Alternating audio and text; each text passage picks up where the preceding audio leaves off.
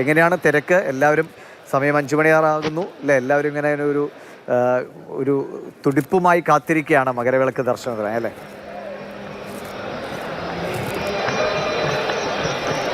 ദിവിഷ, തീർച്ചയായിട്ടും മകരവിളക്ക് ദർശനത്തിനായി തീർത്ഥാടകർ ഇവിടെ കാത്തിരിക്കുകയാണ്. അവർ പുല്ലുമേട്ടിൽ ഉയരമുള്ള എല്ലാ കുന്നുകൾക്ക് മുകളിലും ഇതിനകം തന്നെ സ്ഥാനം പിടിച്ചിട്ടുണ്ട്. ശബ്ദമുഖരിതമാണ്, ശരണമുഖരിതമാണ്, ഭക്തി സാന്ദ്രമാണ് പുല്ലുമേട് എന്ന് തന്നെ പറയാം. കാരണം നമുക്കറിയാം, രാവിലെ 6 മണി മുതലാണ് കോഴിക്കാനം വരെ KSRTC സർവീസ് ആരംഭിച്ചത്. രാവിലെ മുതൽ 6 മണി മുതൽ ആരംഭിച്ചിരുന്നു.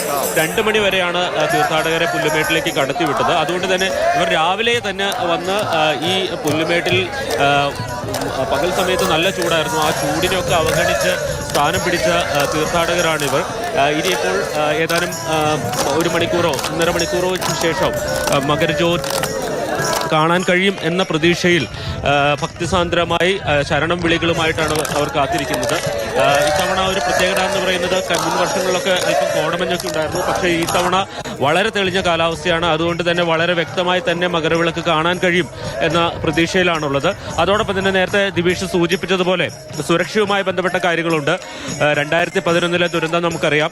ആ ദുരന്തത്തിന്റെ പശ്ചാത്തലത്തിൽ പഴുതുകൾ അടച്ച സുരക്ഷാ ക്രമീകരണങ്ങളാണ് പുല്ലുമേട്ടിൽ പോലീസും വനംവകുപ്പും ഒരുക്കിയിരിക്കുന്നത്. 1500ഓളം പോലീസ് ഉദ്യോഗസ്ഥരെ പുല്ലുമേട്ടിലും പരിസര പ്രദേശങ്ങളിലുമായിട്ട് വിന്യസിച്ചിട്ടുണ്ട്. കോഴിക്കാനം മുതൽ പുല്ലുമേട് വരെ ഏതാണ്ട് 10 കിലോമീറ്ററാണുള്ളത്. ആ 10 കിലോമീറ്ററിൽ ഓരോ പോയിന്റിലും കൃത്യമായി പോലീസിന്റെയും അതോടൊപ്പം തന്നെ വനംവകുപ്പിന്റെയും സാന്നിധ്യമുണ്ട്. തീർത്ഥാടകർക്ക് ആവശ്യമായിട്ടുള്ള വെള്ളം ഉൾപ്പെടെയുള്ള സൗകര്യങ്ങൾ ഏർപ്പെടുത്തിയിട്ടുണ്ട്. ഒരു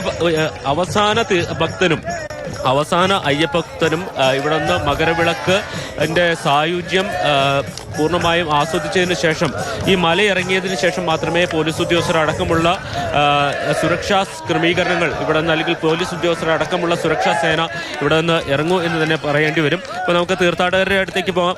സമയം എങ്ങനെ തന്നെ വരുന്നത്? புதுக்கோட்டை மாவட்டம். நாங்கள் தமிழ்நாட்டிலேருந்து வர்றோம்.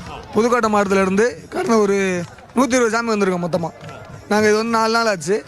வெறுமதில் நடந்து வந்து ஜோதியை பார்க்கறதுக்காக வெயிட் பண்ணிட்டு இருக்கோம். நாங்கள் இப்போ இங்கே புல்லுமேட்டில் எப்போ எத்தி? പുൽമേട് മതിയത്തിലിருந்து വെയിറ്റ് பண்ணிட்டு இருக்கோம். 12 മണിക്ക് വന്നാൽ ജ്യോതിക്കായി വെയിറ്റ് பண்ணிட்டு இருக்கோம். പടങ്ങ മകരജ്യോതിക്കായി വേണ്ടി കാത്തിരിക്കുന്നുവെന്നാണ്. മറ്റ് സംസ്ഥാനങ്ങളിൽ നിന്നുള്ള ഭക്തരാണ് പുല്ലുമേട്ടിൽ കൂടുതലായും എത്തുന്നത്.